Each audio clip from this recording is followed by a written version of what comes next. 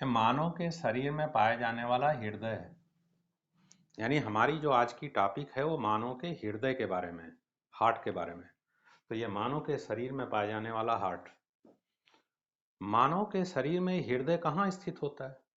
ये हमारा थोरोक्स है। इस थोरोक्स के अंदर खाली जगह है। उस खाली जगह को हम थोरोकिक कैविटी कहते हैं।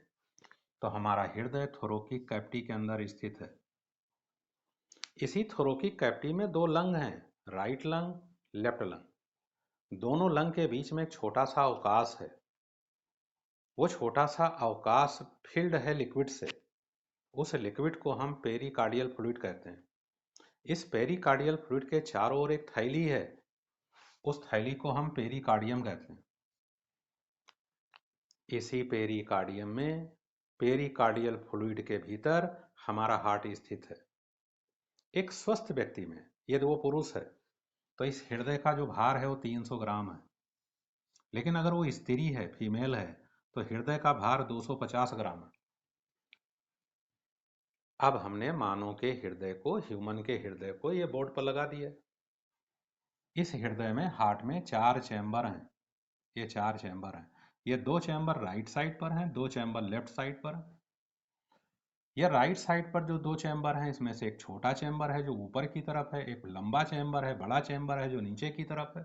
इस छोटे चैम्बर को राइट एटेरिया कहते हैं। इस बड़े चैम्बर को राइट वेंट्रिकल कहते हैं। तो राइट साइड पर ये 2 चैम्बर हो गए, राइट एटेरिया और राइट वेंट्रिकल। ऐसे लेफ्ट साइड पर भी 2 चैम्बर हैं, लेफ्ट एटेरिया और लेफ्ट वेंट्रिकल। यानी हमारा हार्ट 4 चैम्बर से बना है। इसमें 4 कक्ष हैं। इन कक्ष को राइट एटेरिया, लेफ्ट एटेरिया, राइट वेंट्रिकल और लेफ्ट वेंट्रिकल कहते हैं। ये चारों चैम्बर तुम्हारे समझ में आ जाना चाहिए। हार्ट की दीवार जो होती है वो पेशियों से बनी है। जिन पेशियों से बनी है उन पेशियों को कार्डियक मसल्स। इन कार्डियक मसल्स को निरंतर ऑक्सीजन चाहिए कार्य करने के लिए, निरंतर भोजन चाहिए। इनको ऑक्सीजन और भोजन पहुंचाने के लिए इनके पास अपनी पर्सनल रुधिर नलिका है। ऐसी पर्सनल रुधिर नलिका को कोरोनरी आर्टरी कहते हैं।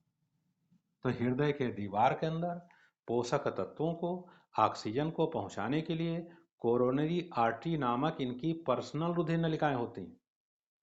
हमारे शरीर के विभिन्न अंगों से, अग्रभाग से, पश्च भाग से, एंटीरियर पोर्शन से, पास्टीरियर पोर्शन से रुधिर की नलिका आती है। वो विभिन्न अंगों से ब्लड का कलेक्शन करके हार्ट में लाती है। जैसे पश्च भाग से इन्फीरियर वेना केवा, ये देखो ब्लड को कलेक्ट करके हार्ट के राइट एटेरिया में लाती। अग्रभाग से सुपरियर वेना केवा, ये ब्लड को कलेक्ट करके हमारे राइट एटेरिया में लाती। तो देखो, राइट एटेरिया में शरीर के विभिन्न भागों से रुधिर का संग्रह हो जाता है। इस रुधिर को हम डीऑक्सीनेटेड ब्लड कहते हैं, क्योंकि इसमें ऑक्सीजन कम होती है, कार्बन डाइऑक्साइड ज्यादा होती है। राइट एटेरिया से डीऑक्सीनेटेड ब्लड राइट वेंट्रिकल में आता है।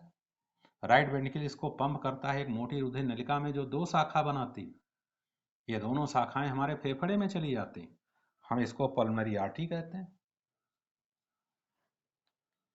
डीऑक्सीनेटेड ब्लड को राइट वेंट्रिकल से पंप कर दिया जाता है पल्मोनरी आर्टरी में। पल्मोनरी आर्टरी इसको लेकर लंग में जाती है।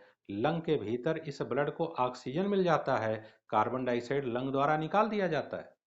अब ब्लड ऑक्सीजन युक्त हो जाता है। ऑक्सीजन युक्त ब्लड रिटर्न होकर के लेफ्ट एटेरियम में आता है। जिस रुधिर नलिका के द्वारा आता है उस रुधिर नलिका को पल्मोनरी वेन कहते हैं। तो देखो, हमारे लंग से ऑक्सीजन युक्त रुधिर पल्मोनरी वेन की सहायता से इस समय आकर के लेफ्ट एटेरियम में इकट्ठा हो गया है। यहाँ इकट्ठा हो गया। यहाँ से ये ब्लड लेफ्ट वेंट्रिकल में आता है। लेफ्ट वेंट्रिकल इस ब्लड को पंप करता है इस रुधिर नलिका में जो रेड कलर की ये बनी हुई, इसको एरोटा कहते हैं। ऐसी एरोटा से ब्रांच निकलती हैं जो हमारे शरीर के अग्रभाग में जाती हैं। ऐसी ब्रांच निकलती हमारे शरीर के पश्च भाग में जाती, ये एरोटा।